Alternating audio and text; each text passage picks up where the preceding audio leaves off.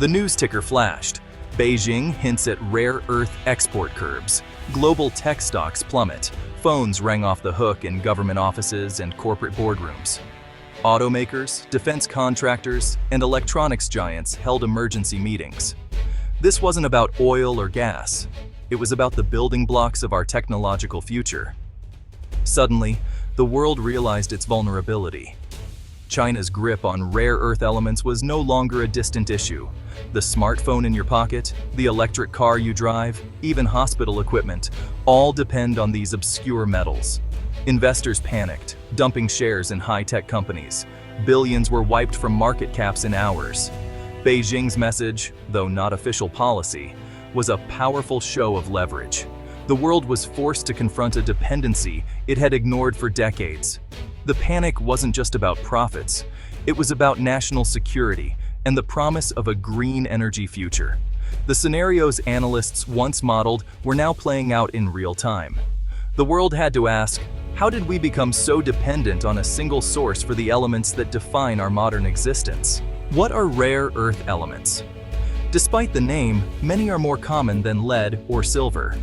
17 metallic elements, the lanthanides plus scandium and yttrium, make up this group. Their unique magnetic and luminescent properties are the secret ingredients of modern technology. Without them, our devices would be less powerful, less efficient, or simply wouldn't exist. The vibrant colors on your screen? Rare earths. The tiny motors in your phone? Rare earths. Neodymium magnets power everything from headphones to wind turbines and electric vehicles. In medicine, rare earths are used in MRI machines and portable X-ray devices. In defense, they're essential for precision-guided missiles, laser targeting, and night vision goggles. Every F-35 fighter jet requires nearly half a ton of rare earth materials. These elements are woven into the fabric of our technological society. Disrupting their supply isn't like losing a single commodity. There are few, if any, substitutes. Access to rare earths is a strategic necessity for any nation competing in the 21st century economy. China's rare earth dominance is no accident. It's the result of a decades-long strategy. In the 1980s, while others saw rare earth mining as niche and dirty, China saw opportunity. With vast deposits and state support, China produced rare earths at unbeatable prices. Mines elsewhere, like Mountain Pass in California, couldn't compete and shut down. But China didn't stop at mining. It invested in the complex, hazardous process of refining rare earths. While others balked at environmental costs, China built the infrastructure and mastered the techniques. By the 2010s, China mined and processed nearly all the world's rare earths. Even foreign mined ore was sent to China for final refinement. Beijing gained near total control over the global supply chain. The world had outsourced its rare earth future to China, and the consequences were about to become clear. China produces over 80% of the world's separated rare earths, 98% for some critical types. This isn't just trade dependency, it's a structural chokehold on global tech and manufacturing. Companies like Apple, Tesla, and Siemens rely on a steady flow from Chinese processors. In 2010, a diplomatic spat with Japan led China to slash exports. Prices soared, panic ensued. The world saw how easily China could weaponize its dominance. National security is at stake. Modern military hardware depends on rare earths for guidance, stealth, and communications. The US Department of Defense relies on a supply chain controlled by its main rival. The green energy transition is also at risk. Wind turbines and electric cars need tons of rare earth magnets. As demand grows, so does the world's dependence on China. This gives Beijing even greater leverage over global energy and security policy. The world's technological future hangs on a single thread. The 2010 crisis was a wake-up call. Nations began scrambling to break free from China's grip. The US, EU, Australia, and Japan launched efforts to rebuild domestic rare earth supply chains, from mine to magnet. The US designated rare earths as critical, funding companies like MP Materials and Lynas to restart mining and build processing plants.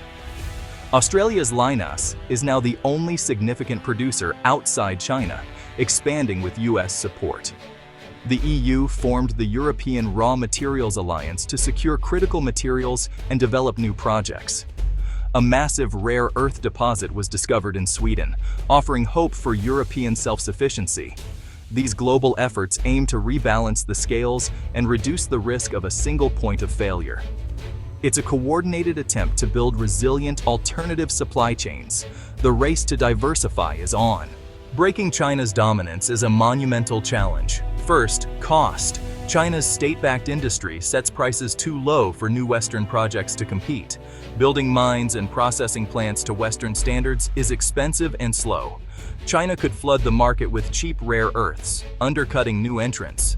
Second, expertise. China has decades of experience in the complex chemistry of rare earth separation.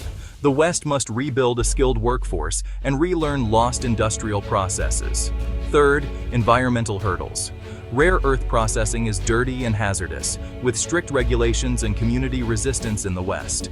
Permitting and waste management add years and costs to any project. Finally, China dominates not just mining, but also magnet manufacturing. Over 90% of the world's neodymium magnets are made there. Even with new mines, the West must rebuild the entire supply chain, from ore to finished product. Creating a full mine-to-magnet ecosystem is a generational task. Imagine Beijing bans all rare earth exports. Production lines for electric vehicles, wind turbines, and electronics would halt within months.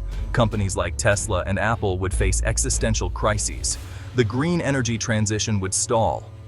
The economic fallout could trigger a global recession as high-tech sectors collapse. Governments would ration supplies, prioritizing defense and critical infrastructure. Prices for devices containing rare earths would skyrocket. The world would face a technological dark age. Geopolitical tensions would soar, possibly leading to a new Cold War. China would lose export revenue and its reputation as a reliable partner. The world would be forced to build alternative supply chains, no matter the cost. A more likely scenario is a slow squeeze, not a sudden ban. China could restrict supply through quotas, taxes, or new regulations, gradually driving up prices.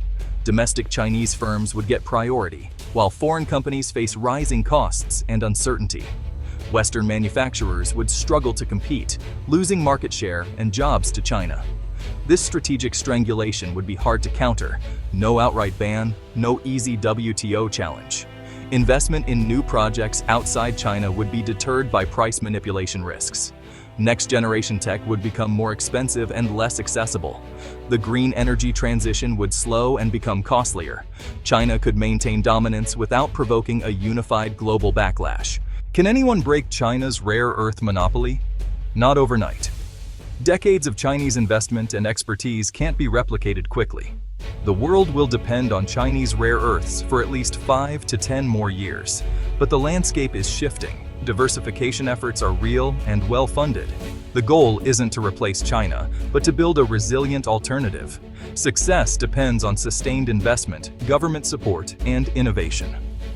Research into new processing techniques and substitutes is crucial. The most likely future. China remains dominant, but with new, strategically significant producers in the US, Australia, and Europe. The supply chain will be more diversified, reducing the risk of a single point of failure. The scramble for rare earths is a lesson in the risks of globalization and the urgent need for supply chain resilience.